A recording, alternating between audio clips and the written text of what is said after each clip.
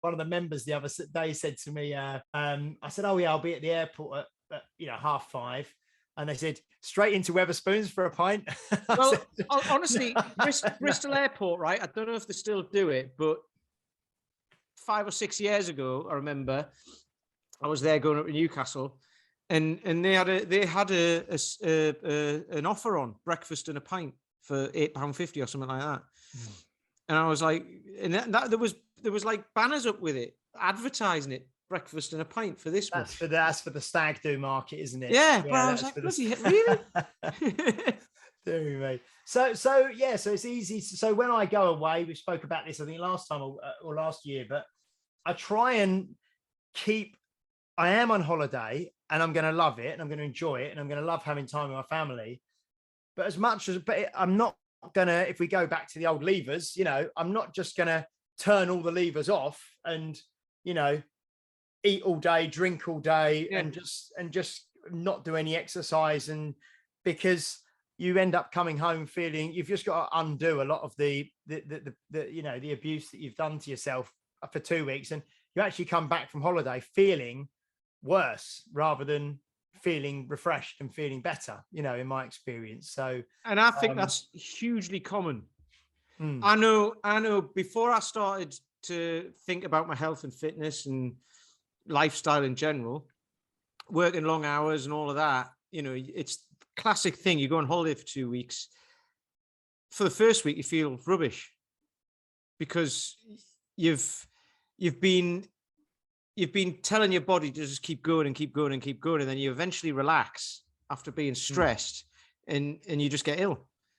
And then the second week is kind of like, right, I feel a bit better now. I've actually switched off. And then you get 3 or 4 days of that, and then you're like, right, I've got to be back to work in 3 days. So it's stressful being on holiday, or I used to find that.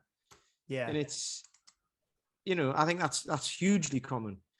And I think that's when you get to that next, that third tier, if you like, that identity, that character, well, this is who I am and this is what I do. And you're less wibbly wobbly, if that's you're less open just to be swayed by what everybody else does, because it's 11 o'clock, everyone's drinking a pint by the pool.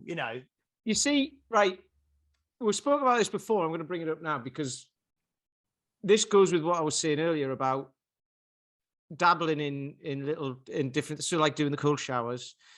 And you do fasting, right? You do like 18 hours a day or something. 18. Yeah, I don't hard and fast measure it, but I never eat before kind of lunchtime, and that could be probably anywhere between 12 o'clock and 3 o'clock. So I just wouldn't eat. I don't have any calories till lunch. And so I'm kind of similar, but it's not hard and fast. But I just don't eat. I do eat breakfast, but I eat it like 11 o'clock in the morning because I get more done then, because I don't have to worry about, I've got to get a breakfast sorted, because then it takes up time. So I've got time at 11 o'clock in the morning. So I'm like, right, I'll do it then.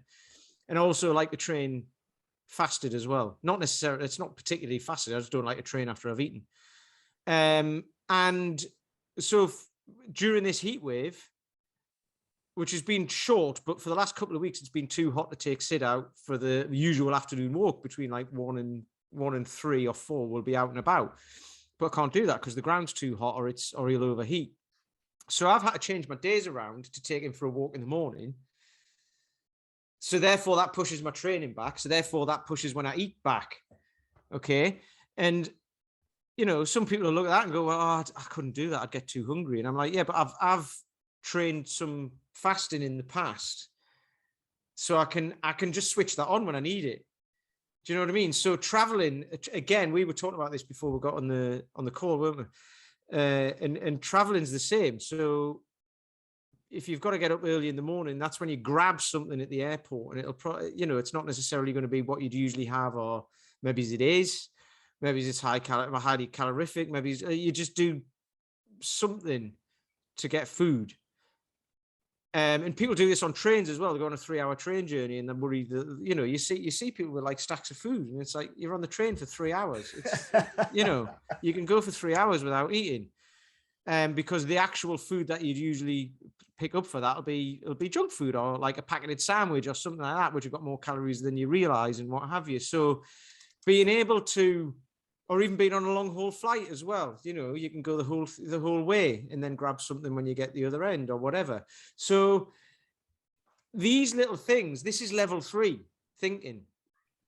It's I can apply this. I've learned this, and I've delved slightly into it, or I've gone to level 2 on all of this stuff before.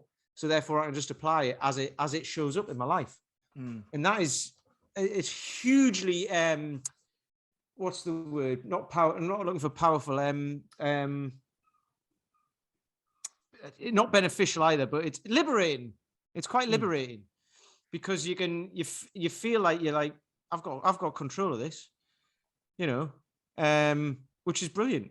Yeah. And that's, for me, that then once once you've got that in your lifestyle, you've got that in your mindset, you can apply it to pretty much anything.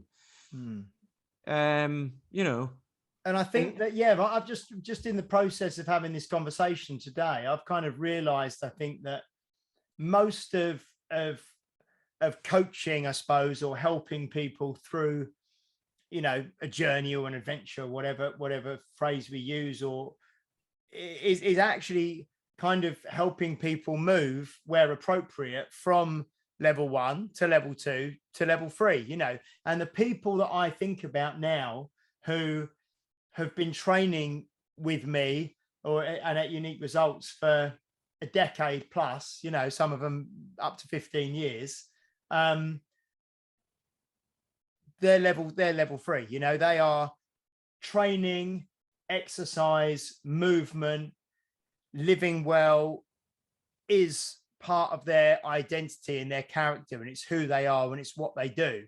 And I think that the hardest part, or not the hardest part, but that's when people really have it, when they're at that level. And some people constantly just dip their toes in the water at level 1 and try something for a couple of weeks, try something for a couple of weeks, try something for a couple of weeks, and you mentioned, you posted something about the book Mastery the other day that we were talking with Dan about. That was really interesting, that, because we were talking about it with him. I had the book on my shelf there, and then it showed up in my was it a memory or something? In my memories in Facebook. It was basically that day 2 years ago I'd posted something about it, and then that day 3 years ago I'd posted something about it as well. So I was like, oh, this has been in my life for ages. And it was Dan John who so it might be, I think it might be called the dabbler or something like that. Yeah. Someone who dabbles in many different things. So you might, oh, I'm going to try these cold showers. Oh, I'm going to try this intermittent fasting. I'm going to try this barefoot running. I'm going to try these kettlebells. I'm going to try,